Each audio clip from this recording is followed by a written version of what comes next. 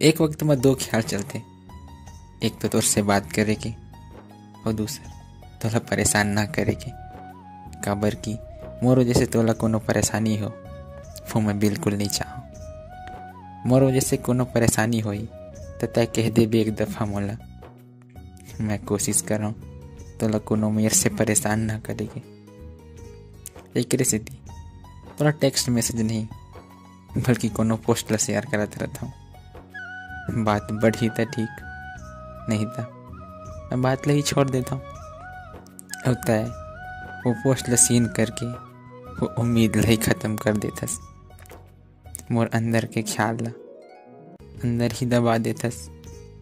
खैर अब मर्जी तोर है, कुछ थोड़ी कर सकत हूँ मैं। तोर आदत ला अपन तरफ से थोड़ी बदल सकत हूँ मैं। एक रेसिपी अब मोर कोनो मैसेज नहीं जाही, पर ये मत सोचबे कि तोर इंतज़ार नहीं हुई।